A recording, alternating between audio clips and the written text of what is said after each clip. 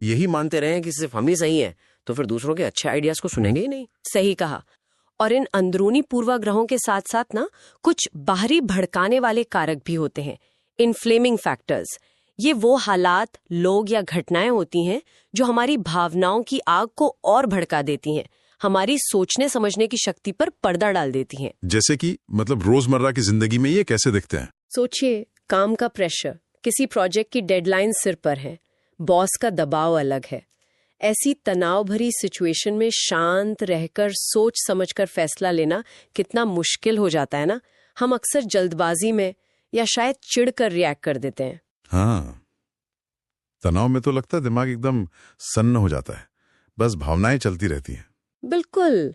इसके अलावा जिंदगी में अचानक आया कोई बड़ा बदलाव, चाहे वो कोई अनएक्सपेक्टेड प्रमोशन हो या नौकरी छूटना हो, ये भी हमारी इमोशनल स्टेबिलिटी को हिला देता है और फिर तर्क से सोचना मुश्किल हो जाता है। और कभी कभी तो कुछ खास लोग भी होते हैं, ट्रिगर बन जाते हैं।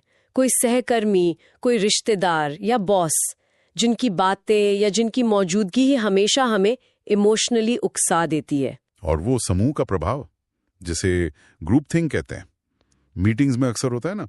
अगर ज्यादातर लोग किसी बात पर सहमत दिख रहे हैं तो हम भी अपनी असहमति शायद दबा लेते हैं, भले ही हमें लग रहा हो कि यह फैसला गलत है, सिर्फ इसलिए कि हम अलग नहीं दिखना चाहते या टकराव नहीं चाहते।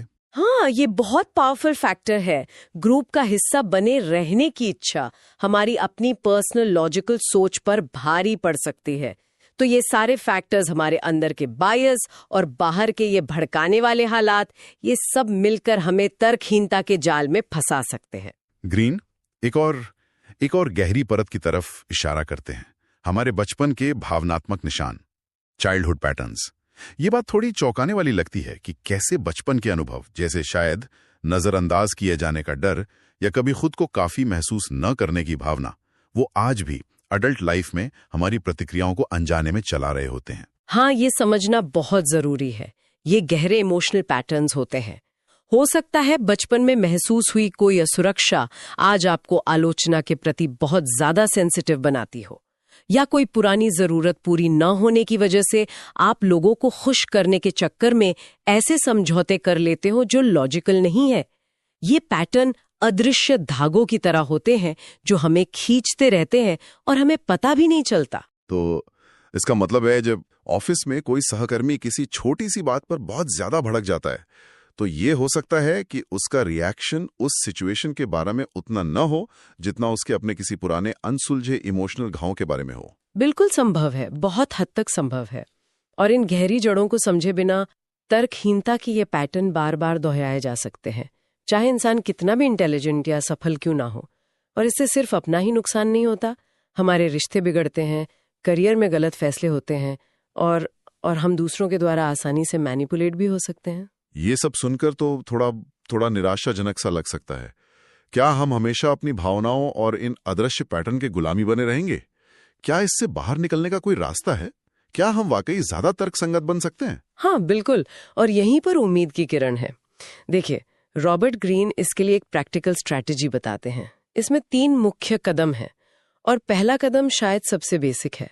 अपने पूर्वाग्रहों को पहचानें, रिकॉग्नाइज द बायसेस। मतलब ईमानदारी से अपने सोचने के तरीकों को देखना, कि ये मानना कि हाँ, मुझ में भी कंफर्मेशन बायस हो सकता है, या शायद मैं भी कभी कभी सुपीरियोरिटी बायस का शिकार हो जाता हूँ। बिल्कुल, ये सेल्फ अवेयरनेस की शुरुआत है। खुद से सवाल पूछना, क्या मैं वाकई सारे सबूत देख रहा हूँ या सिर्फ वो जो मुझे अच्छे लग रहे हैं?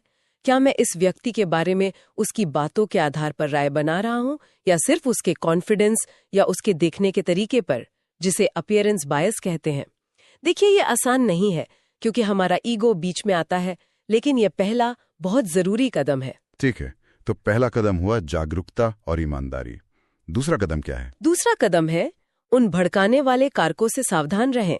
बीवेयर इन्फ्लेमिंग फैक्टर्स, यानी उन सिचुएशंस, लोगों या टॉपिक्स को पहचानना जो आमतौर पर आपकी भावनाओं को भड़काते हैं और आपकी लॉजिकल सोच को हाईजैक कर लेते हैं। अपने ट्रिगर्स को जानना, जैसे ये पता होना कि जब भी फला टॉपिक पर बात होती है या जब मैं बहुत थका होता हूँ तो मैं ज्यादा इमोशनल रिएक्ट करता हूँ। हाँ, एग्जैक्टली। ये जानने की कोशिश करना कि कब, कहाँ और किसके साथ आपकी भावनाएं ज्यादा तेजी से हावी होती हैं। क्या ये हमेशा किसी खास इंसान के साथ बहस में होता है, या जब आप पर काम का बहुत ज्यादा प्रेशर होता है, या जब ग्रुप का प्रेशर महसूस होता है। इन ट्रिगर्स को पहचानने से आप पहले से ज्यादा अलर्ट हो सकते हैं, और जब वो सिचुएशन आए तो आप सचेत रूप से अपनी प्रतिक्रिया को कंट्रोल करने की कोशिश कर सकते हैं। ये तो एक तरह से खुद के लिए एक अर्ली मॉर्निंग सिस्टम बनाने जैसा हुआ। और तीसरा और शायद सबसे चुनौतीपूर्ण कदम है अपने तर्कसंगत स्व को विकसित करें। Develop the rational self. ये सिर्फ जानने या पहचानने की बात नहीं है, ये एक्टिवली प्रैक्टिस करने की बात है। एक नई मेंटल मसल बनाने जैसा है। मतलब असली मेहनत यहीं पर है। तो इसे कैसे किया जाए? क्या कुछ प्रैक्टिकल तकनीकें हैं? हाँ, कई तकनीकें हैं। पहली है आत्मनिरीक्षण, सेल्फ ऑब्जर्वेशन। जब आप किसी तनावपूर्ण या इमोशनल सिचुएशन में हो तो कोशिश करें कि एक कदम पीछे हटकर खुद को एक बाहरी ऑब्जर्वर की तरह देखें। अपनी शारीरिक प्रतिक्रियाओं पर ध्यान दें। क्या सांस तेज चल रही है? कंधे अकड़ गए? पेट में कुछ अजीब सा हो रहा है? अपनी भावनाओं को पहचानें। क्या ये गुस्सा है, डर है, शर्म है? बस ऑब्जर्व करें बिना किसी जजमेंट के। खुद का साक्षी बनना। हाँ, कुछ वैसा ही। दूसरी तकनीक है मूल विश्लेषण, रूट एनालिसिस। जब कोई बहुत तेज भावना उठे, खासकर ऐसी जो सिचुएशन के हिसाब से कुछ ज्यादा लगे, तो रुक कर पूछें, ये भावना असल में आ कहाँ से रही है?